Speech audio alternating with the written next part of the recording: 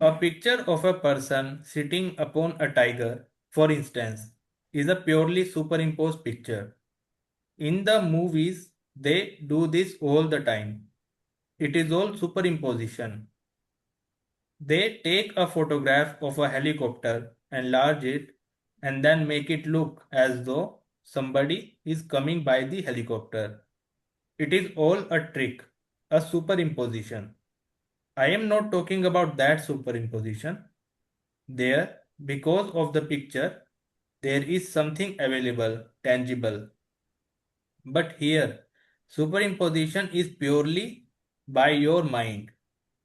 You superimpose because of not seeing what is there. It is your imagination. No, it is not imagination. It is not imagination. We do not call imagination superimposition. Here it is adhyaropa. Superimposition is the word we use as a translation for adhyaropa.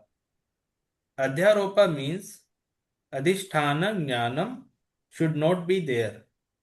Only when adhisthana jnanam is not there, adhyaropa is there. And whatever is adhyaropita does not in any way change the vastu on which there is an adhyaropa. The adhisthana is not affected by what is adhyastha, superimposed upon the adhisthana. Similarly, all the dehadi dharmas superimposed upon the Atma do not touch the Atma.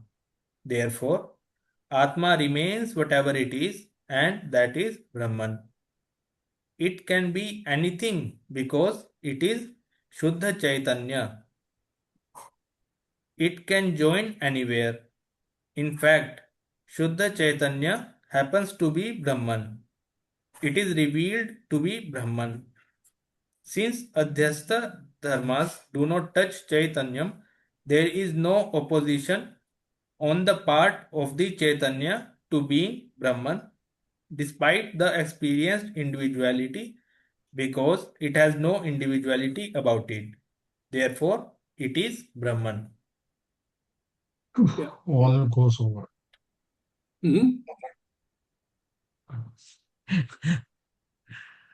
Yes, Anandakrishnan. I just said it went over my head. No. Why? What is the portion of it which is not very clear? The last portion. The Chaitanya part and it becoming Brahman here also. See, we have so far established, what the author established? He's established that I cannot be anything which is mine. I cannot be anything which is idam. Right? Then you look at our normal perception is I is the body. He's saying, since you have now recognized that, then body is also idam. Although we call it mind, it is really idam which has become mine. And since that idam or mine cannot be the I, there's none of these. So what is the I? I has to be something on which this has been superimposed.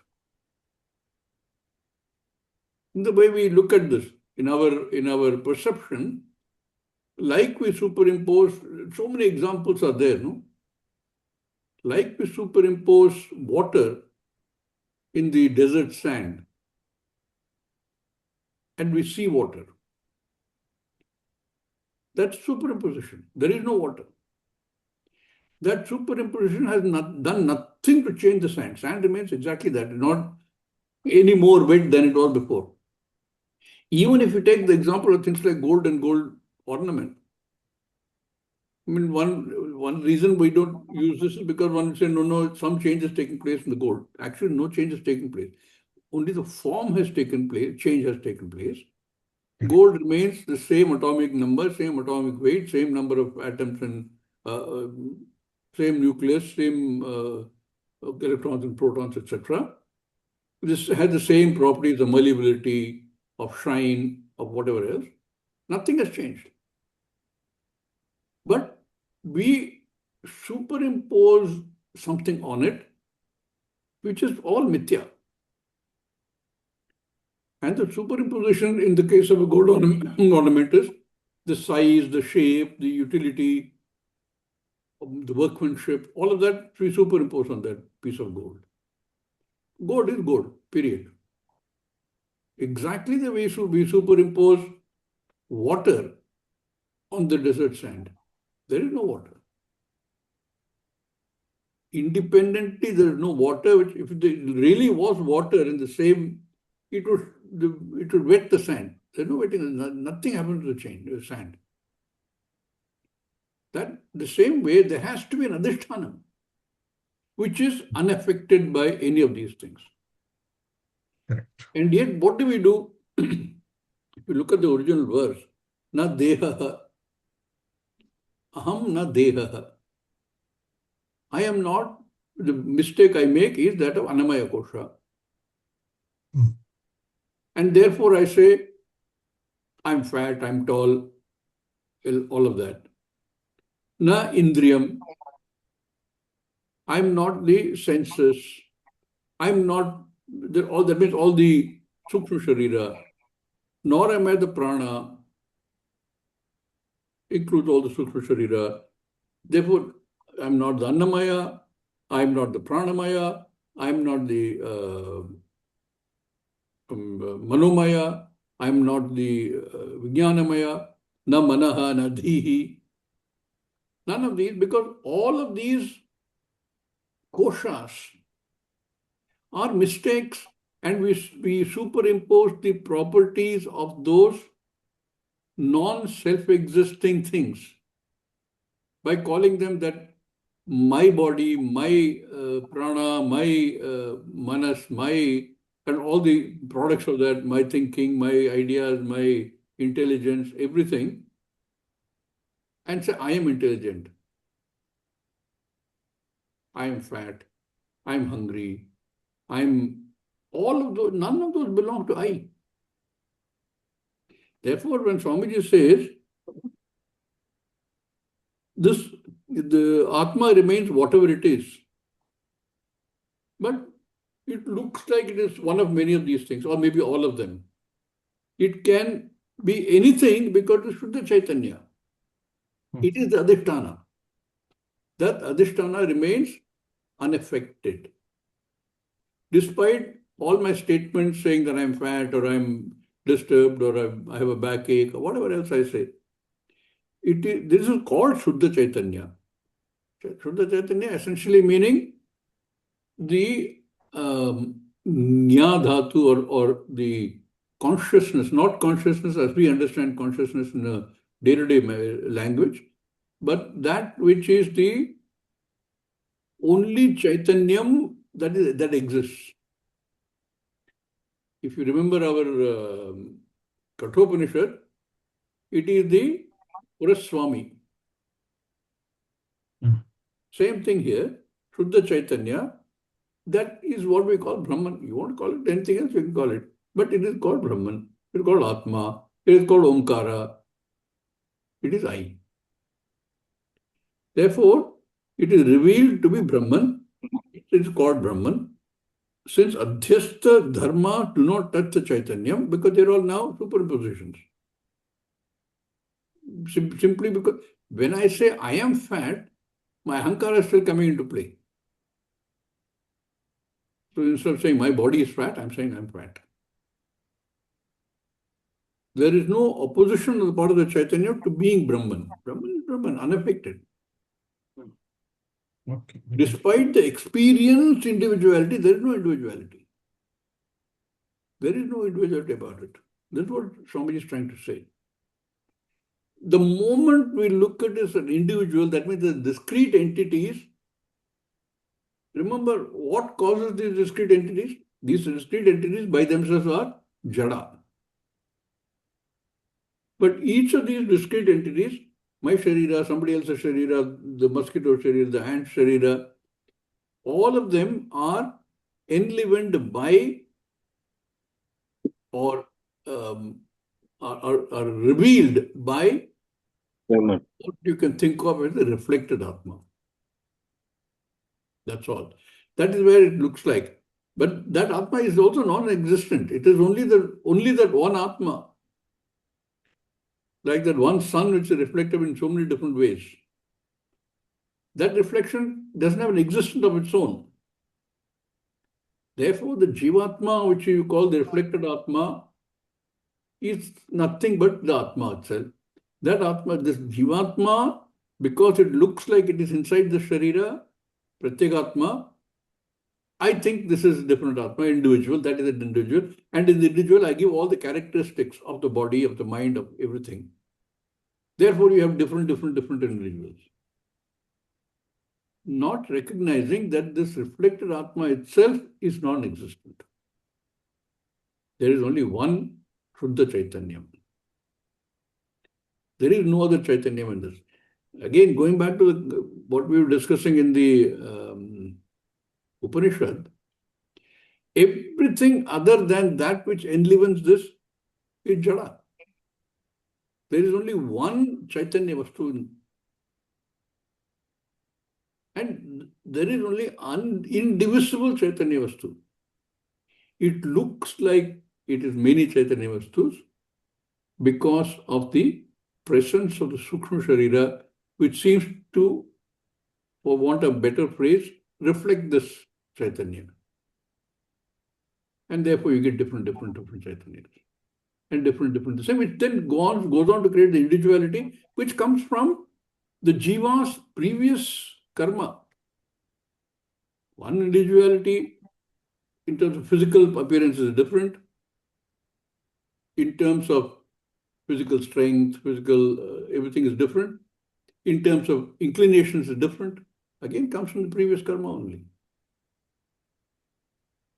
That is what we're talking about here. And therefore, he says you cannot have many individuals when you analyze it. That clear this last bit? Does anybody else have anything to say on this now? Just one small add-on, Swamiji.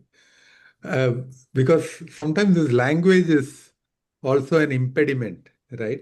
So what I have noticed is, especially when Anantuji told that last couple of sentences, he suddenly lost this one because of the word probably Chaitanyam. The moment we hear Chaitanyam, we are looking at Chaitanyam as another Vastu, right? Something else. That is natural because we don't think in Sanskrit. So if, let us say, all of us, at least I know that I'm thinking in English. So always try to replace immediately with the English word, which is consciousness or awareness. If it is just awareness, now you read the sentence again and replace it with awareness, you will get some clarity.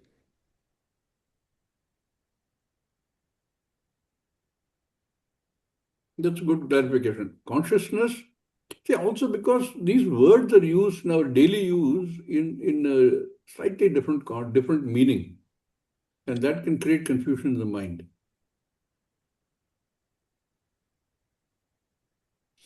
Any other observations?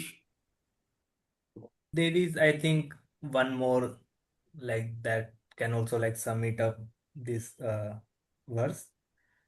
Like Swamiji explained what is Adhyaropa.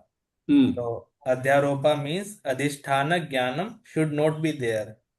So in the Vivek Chudamani we studied the role of Maya. So it's Avaran and Prakshepan. So first it does the Avaran that we do not know about the nature of I.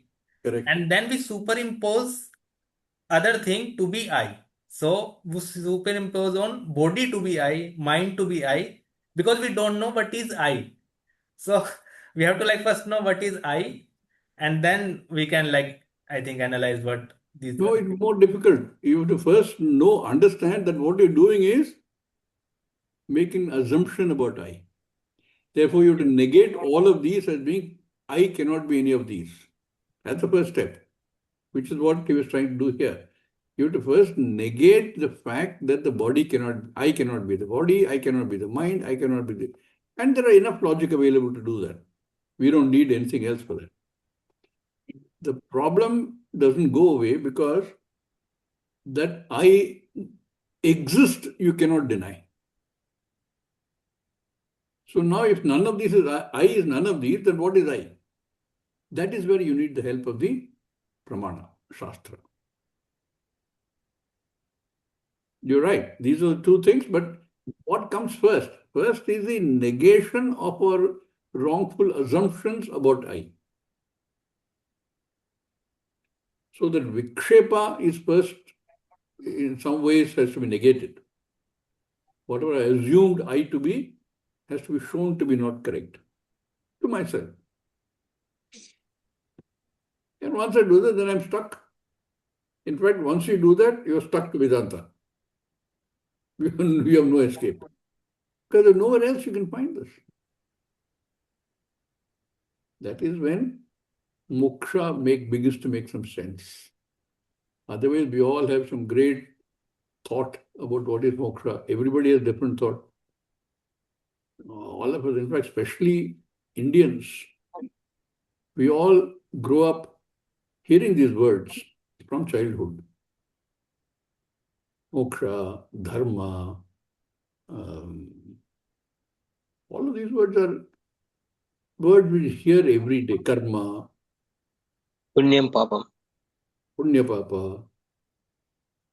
And by repeatedly hearing them, we draw our own sort of vague meaning for these things. I find, a serious student from the West, on this aspect at least, is a little better off.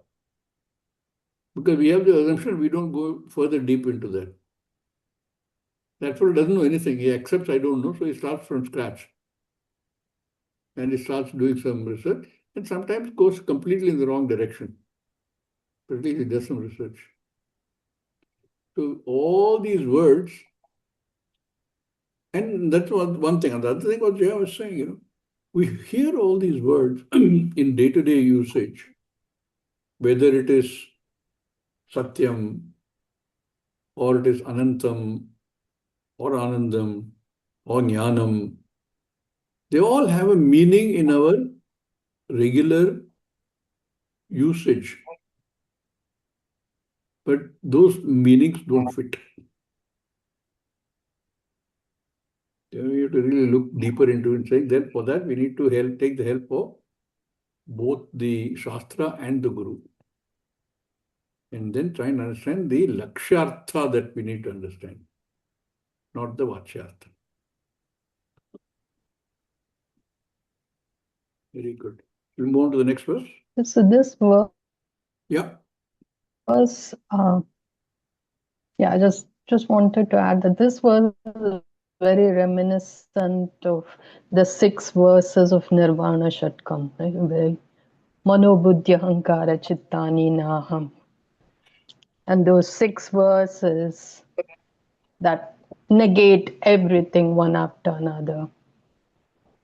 Yeah, you're right. There, he doesn't give you any logic, then you have to build the logic yourself. But idea is the same. Idea is the same. And same thing with the Dashashloki also does the same thing. Dashashloki also. We have not done Dashashloki, have we? No. Dashashloki also very similar, also by Shankaracharya. Very similar. That I am not this, mind I am not. In fact, I don't know if you know, the story behind this Nirvana Shatkam is that when Shankaracharya went looking for his guru, after he got sannyasa with permission from his mother, that itself is a story, His mother won't give him permission. And at 7, 8, he knew he was going to go this road only. He was going to go take sannyasa. And once when he went to bathe in the river, the crocodile caught hold of his leg. His mother came running. And please release, please release. And then she was told, I don't remember who told her, or there was a Ashariri or something like that. You know what is Ashariri, A sound without a Sharira. Which said, if you let him take sannyasa, he'll be spared, otherwise he's gone. Obviously, as a mother, she said, okay. So he takes sannyasa and goes looking for a guru. And in the Narmada river, in fact, you can go visit Narmada river. The cave where he met his guru is still there. And the guru asked him, "Who are you?" And this whole thing he composed right there on the spot. Not this mind, not this body, not the intellect, not none of these. Shivoham. Yeah, should we move on to the next verse? Yes, Swami. Verse 9. Now a doubt is raised based on what was just said. What was said is that mamata is idam buddhi vishya and mamata parirabdhatvat idam buddhi vishayatvat dehadayah aham na. That is correct. Therefore, what is aham? Ahankara. Why? Because ahankara is not idam buddhi vishaya. Ahankara is the Atma and ahankarasya vishayaha eva dehadayah. Ahankara looks upon the deh adi as mama deha. Mama pranaha, mama indriyaha, which is also correct. Therefore, this ahankara alone is the Atma. Ahankara is not idam buddhi vishaya. One may even argue that beyond that ahankara, there is nothing. Aham is ahankara, so you cannot say aham is param brahma. That is Ahankara is a, in grammar, we say akara, ukara, etc. The kara is added to indicate that topic. Ahamkara, ahankara. So his argument is that is aham. That ahankara, called ego in English, is aham. There's nothing else after that. And that is individual in each person. They're not the same between two people.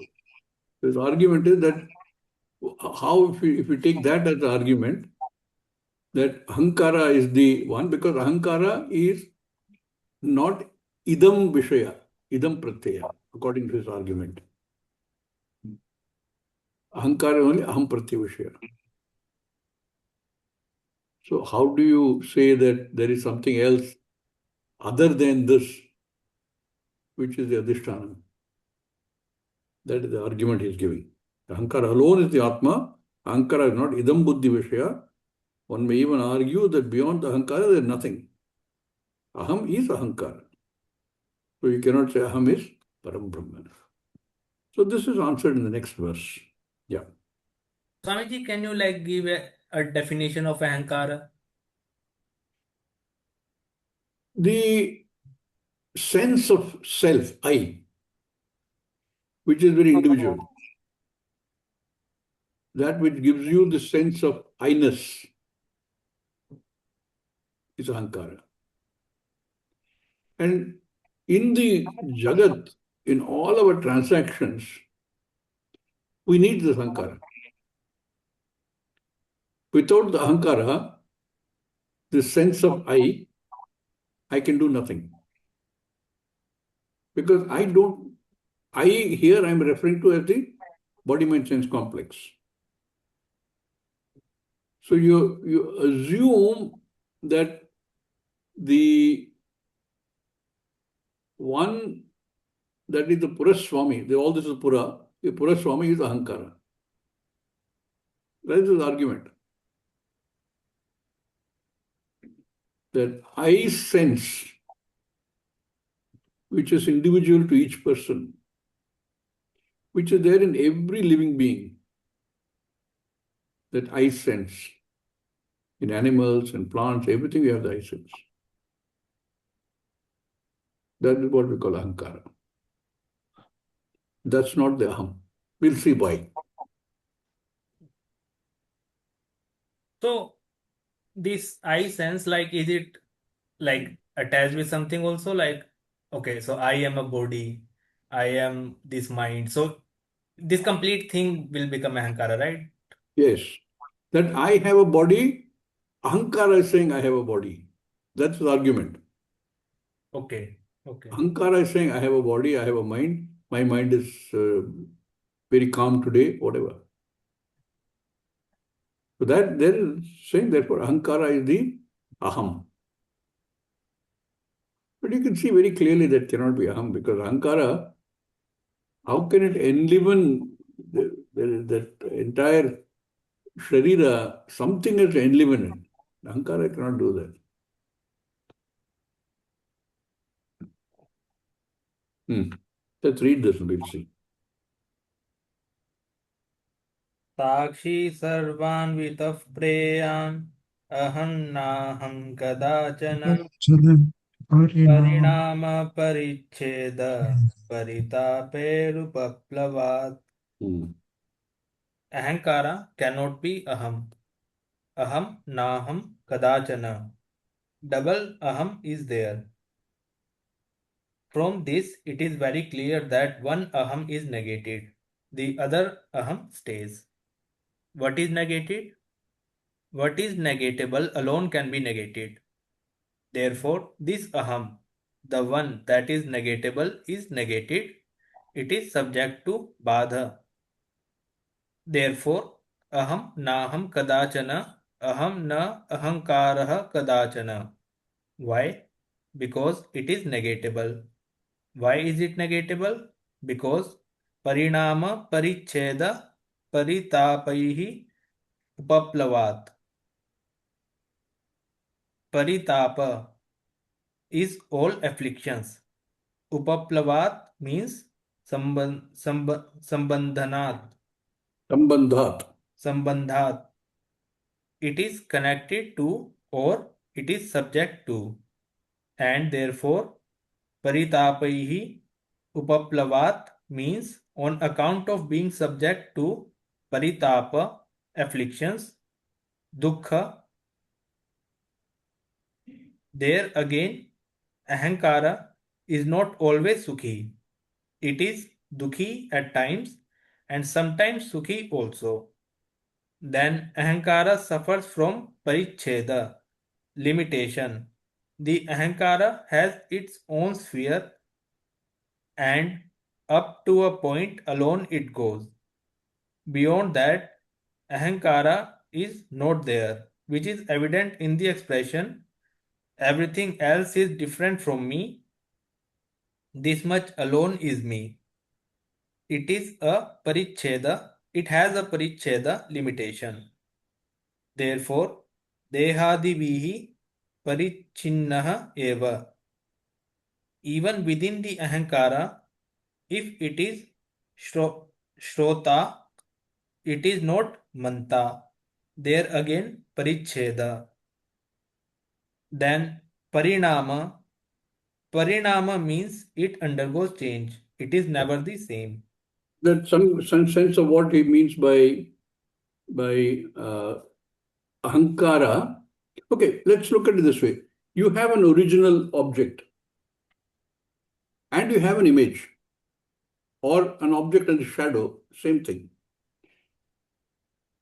And we've been using sun as the example. There is only one original sun. And there are many reflections of the sun. And these also undergo change.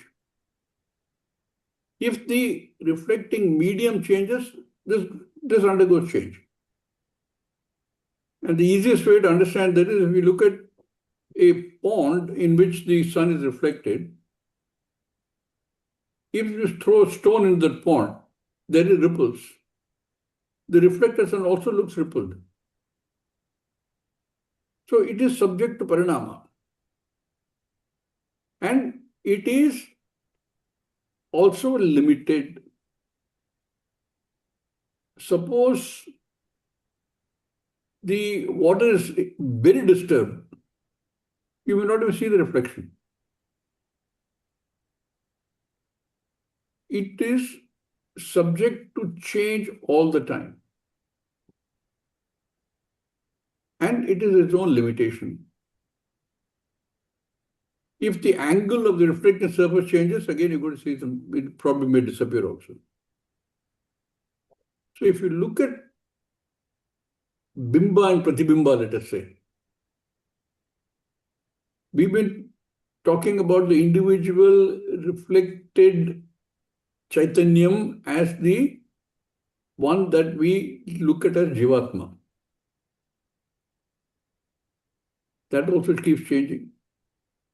Even if you look at it, let's say, no, I want to look at it as an ego. Ego also changes. All the time it's changing. Somebody has a big ego, that ego can be punctured. Something happens and the ego can be punctured. It changes. So it is both in terms of limitations and in terms of changes. It is, the ahankara is subject to that. So what Swami is saying is, therefore, dehabhihi parichinaha eva. It has limitations. Even within the ahankara, it is, if it is shrota, it is not manta. If it is manta, it is not karta. All that will keep changing. There again, paricheda. Then parinama. Parinama means undergoes change. It is never the same. It is limited and undergoes change. It is the same argument that we've been using many times to negate the fact that I cannot be the Sharira. It's a very simple argument. Because it is limited, or that even, forget even limited, it undergoes change. I cannot be undergoing change all the time. Otherwise, which one will you call I? Physical body undergoes change continuously. Every cell in the body is dying and new cells are forming. Which one is I? Anything that is subject to change, mind is always subject to change. The same way, ahankara is also subject to change. Then it cannot be I. I has to be the one unchanging thing.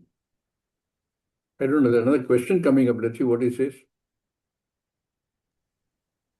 Questioner. All right, let it be so. That is all me. It is ahankara which is subject to parinama, subject to paricheda, subject to paritapa, dukkha. Let it be so. Let it be so. What is what I am? That is what I am. That is why I say I am not Brahman. Because parinama paricheda paritapaihi upaplavat na aham brahma. How can you say I am Brahman? Swamiji. Parinama paricheda paritapaihi upaplavat, on account of this. Aham na aham. Questioner. Why? Suppose ahankara is parichinna. It is paritapta ahankara. It is affected by dukkha, pain. Why can it not be aham? Swamiji, how do you know it is affected by dukkha? It requires a sakshi. Very simple argument. Anything that undergoes change, how do you know it undergoes change? Something else has to be able to see. The Drishya Viveka you see. It becomes Drishya. Anything that is subject to change must have something else which doesn't undergo change, which can see this and show it is undergoing change. The same issue is raising here. How do you know it's affected with dukkha? It requires a sakshi. Yeah. The knowledge that ahankara undergoes change, that it extends up to this point and beyond that it is not, implies a sakshi. The very fact that ahankara undergoes change, that it has all these qualities and it is known, means it is idam pratyaya vishaya alone. This ahankara api sakshina idantaya bhiyate. The ahankara is also recognized as one that is subject to change, etc. So ahankara is also idam pratyaya vishaya and therefore cannot be aham. This argument is very clear, no? Anything that is subject to change or has qualities or has any limitations, who knows? How do you know that is changing? How do you know that it has limitation? How do you know it has some qualities? Something else has to be there. A drik has to be there.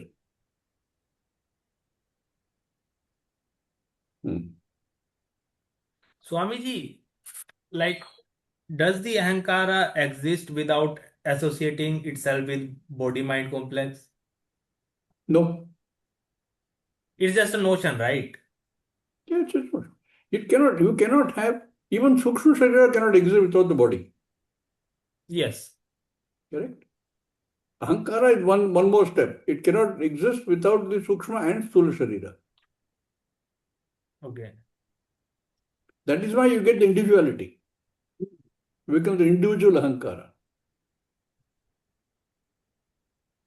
So, like, if we have negated body and mind, so Yeah. why are we talking about ahankara? Oh, that is another argument he's giving, no? Oh, you negate body, negate mind, but I'm still Ahankara. Okay. ठीक. But ahankara भी तो mind में ही है ना, like that is also a thought, right? You're right. You negate these, there's no place for Ahankara. But it's an argument given by, to which has to be addressed, that's all. This is all for Mananam Vishayam. It's all for us to clear any possible doubt. You know, when I first started talking about this, the fact that I cannot be constantly changing because then I don't know which is I. Is this moment's I is I or the next moment's I is I? Because they're different. Same logic, no? First, I should know that this whatever I've thought is changing. Then I have a problem saying which should I call I? No, I keeps changing. Why can't I keep changing? People can come with an argument like that, right? Why can't it be changing all the time? Okay, how do you know it's changing? Something else has to see it change, no? So it's all a logical this thing of for manana purposes only. We are about time, Swamiji. I think. Yeah, we'll stop here. Yeah, it's a nice place to stop. We'll continue in the next class. I love these arguments in this Advaita Makaranda. Some of them look very tough, but if you really think a little bit about it, they become clear. Om Purnamada Purnamidam Purnat Purnamudachyate Purnasya Purnamadaya Purnameva Vashishyate Om Shanti Shanti Shanti Hari Om Shri Gurubhyo Namaha Hari Om. Thank you, everybody. ಧನ್ಯವಾದः.